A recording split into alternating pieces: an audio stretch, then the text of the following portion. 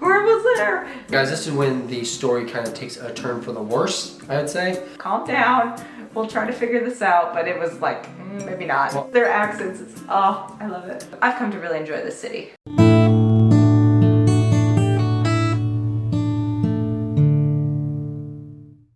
Hey everyone, welcome back. We are here in Edinburgh, Scotland. This is actually our final day in Edinburgh. We're a few days behind on one more day. We're a few days behind on doing our recaps that we're trying to do because there's a lot of things that don't get filmed that we just don't mention, and so we were trying to do like a recap to kind of let you know what happened in our trip. And as you can tell, something did happen because I look like a tomato, but we'll get to that later. That's the next video because that happened day 5. Yes. Anyway, so day 4, Friday, we left London. We left London on the Lumo. We went to King's Cross. Highly recommend. The chairs were more comfortable than a plane. We all actually took a nap. I would say they were about the same size though, because it was still a little cramped. It was a lot smaller than I was thinking. It was quite a lively trip because there was a couple lads that were very, very loud and talkative. So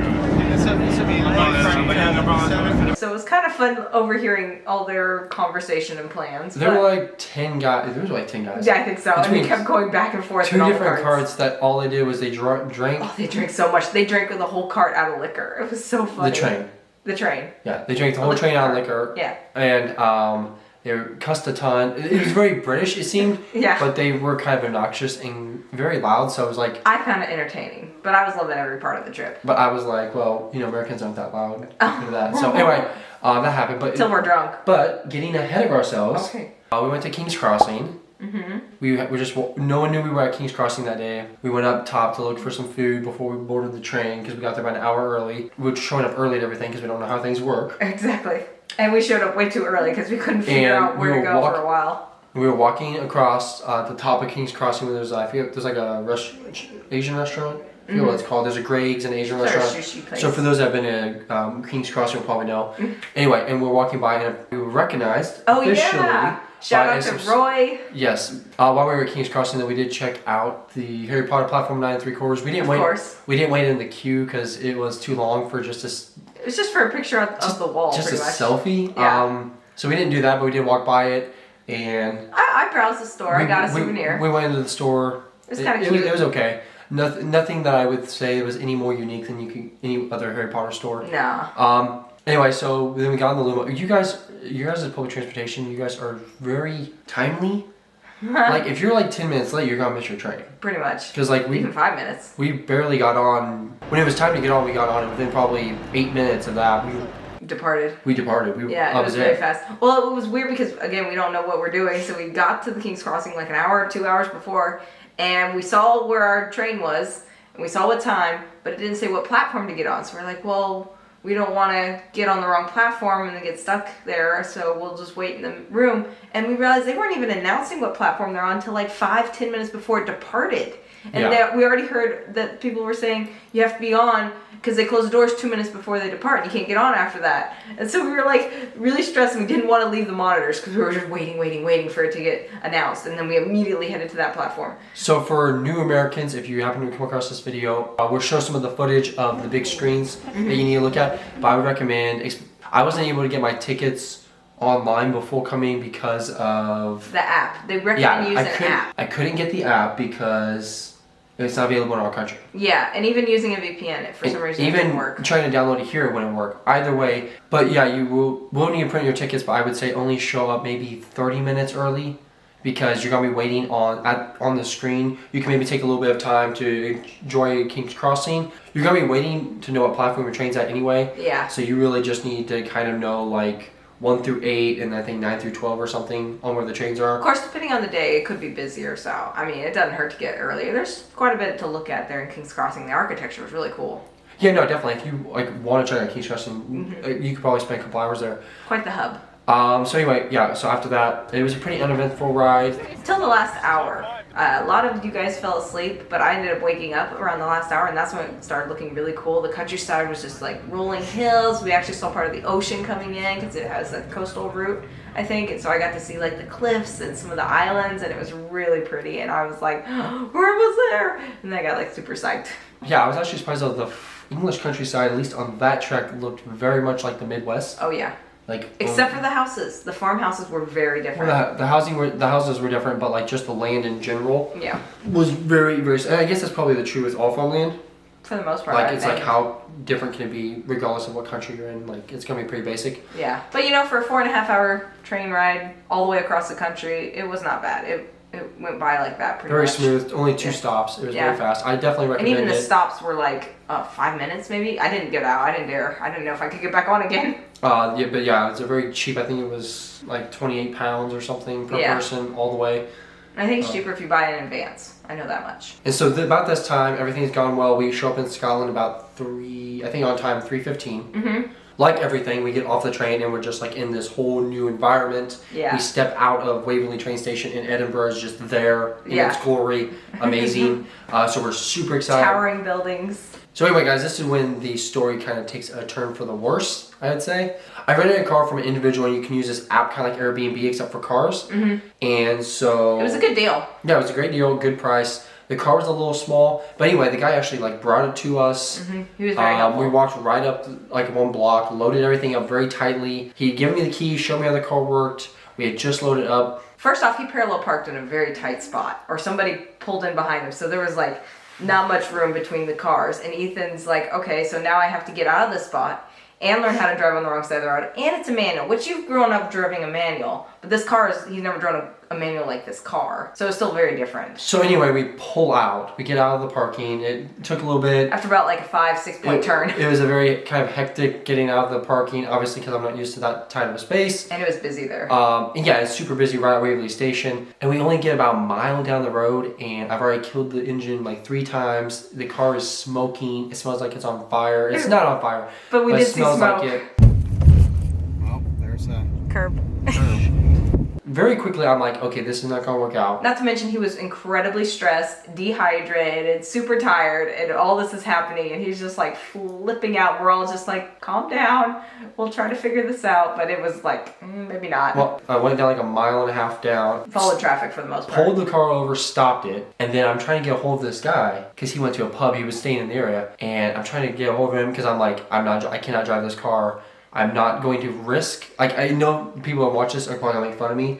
Like, oh, it's so simple, we do it all the time, it's easy. I've driven a manual, I know other Americans that drive manuals in the UK, but for safety reasons, I was not wanting to risk it. I did not feel comfortable doing it. The fact that the car started smoking was kind of like, maybe we shouldn't try this. It was just riding the clutch. But no, either way, flat out, I was like, I'm not doing this. This is not worth it. I'm going to get into a wreck. And it's going to hurt someone else. It's going to hurt us. It's not worth it. We get all our stuff out. We're talking, we're kind of arguing back and forth. Like, because the car hinged everything on our trip in some ways. So like what we had planned. Because we had all these plans to go north of Scotland. And we were planning on going across the country in Scotland. Yeah. And without the car, we can't really do that because it takes so long by public transport. So anyway, though, it takes about 30 minutes or 40 minutes for me to get a hold of him. Yeah. And because I'm texting him through the app, I'm texting him on his phone. And meanwhile, I'm checking, is there any other cars that are rentable, that are automatic, or how do we do this?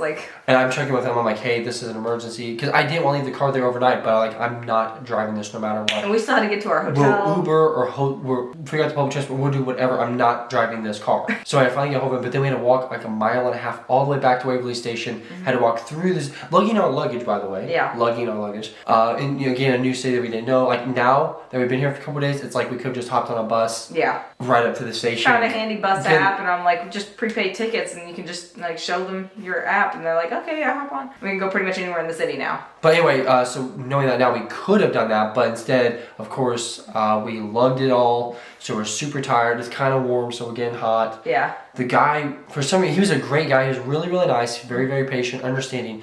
But he was on the other side of the station, so I had to walk through the station again. Yeah. Finally meet with him, and then I had to walk all the way back to the car, just me this time. Yeah. Leaving the rest at the train station, and then I had to walk back. Within probably 2 hours, I've already arriving in Edinburgh. I've already had to walk probably 5 or 6 miles. I've already had this super stressful situation. But honestly, once it was over, a lot of the stress did go away. I am out the money of the car. Thankfully, the car was really cheap. Yeah. So that's not a big deal. But it's because I canceled it. It's really on me. So That changed our plans though to where sadly we are not able to see more of Scotland Right. other than Edinburgh, and we're going to Glasgow tomorrow. The only thing I can say is Scotland is beautiful. And Edinburgh, if we had to be stuck in a city, is well worth it. There is so much to see here. We'll obviously do a video of our Edinburgh trip. Definitely will want to come back to Scotland and see more of it because I know it's a beautiful country, just what little we've seen here. Yeah. In Edinburgh. Edinburgh has been a wonderful city. The transportation is top notch. I would say just as good as London's. Yeah.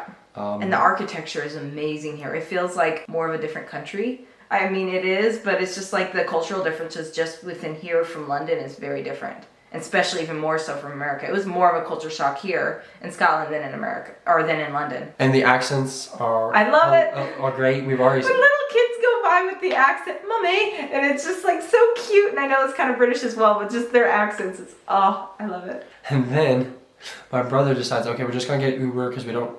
It's hot, we have the luggage, we don't know the public transport yet. Plus it was relatively cheap. So we're going to use an Uber. It took like 3 or 4 Uber rides because they kept canceling because for some reason like we were in a bad location. We were in a bad location, so they couldn't come pick us up or they didn't want to mess with it. Yeah, it was like 5 minutes. It's like, oh, they'll be here in 5 minutes. 2 minutes. Oh, they canceled. Now I gotta order a new one. So it took another almost hour. So we didn't get here to our hotel room. Well, it's not like it's an Airbnb room, but we didn't get there until like 6:30. So we're already 3.5 hours, 4 hours behind schedule than what I had planned. We already spent like 3-4 hours in Edinburgh and haven't been able to see hardly anything. Haven't done anything but walk and super stressed, tired, kind of angry at myself and just the situation. And then also realizing that our plans have changed and not for the better. Not exactly for the worse because we've spent more time in Edinburgh, but I've come to really enjoy this city. It's still disappointing that we really wanted to see more of the country. And guys, I know that there is public transport that can go all the way across the country.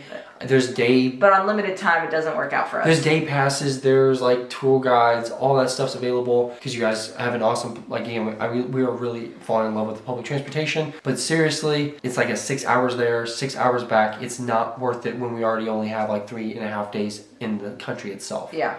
So I think at this point, we're definitely going to have to make another trip to Scotland and see more. But anyway, that pretty much wrapped up the Friday. Yeah. We left London, got to Edinburgh without a hitch. All that stuff happened, was great. We had the car troubles. Thankfully, I was able to get a hold of him, return it to him. He was fine with it. Basically, when we got back to the Airbnb, we were like all exhausted. And like, okay, let's get it early night so we can explore the city as much as we want in the morning. And that was basically to wrap up day 4. So a little uneventful, but... I'm trying to think what we had for dinner the first night. Oh yeah, we ordered a takeaway place just down the street. It was really kind of fun. That was the first night? Yeah, we got to walk down the road. So we went to is it Mr. Shawarma? So anyway, what we had that night for dinner was shawarma from Mr. Shawarma's, which I've never had shawarma.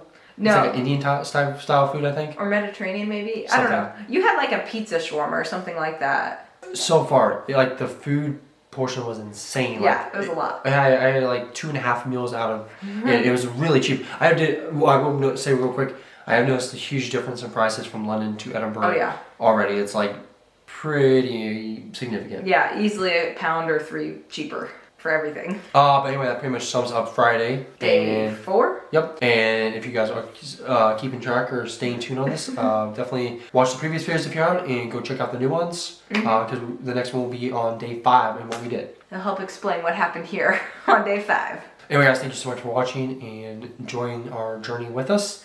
I hope you guys like these little recaps because not everything is obviously goes on camera, and so we just try to keep things up to date. And well, it's fresh in our memories and freshly experienced. Anyway guys, that's it. Please consider subscribing if you liked it and you like seeing us travel, and maybe we can do more of it in the future. Please be safe, take care, look after one another, and as always, cheers.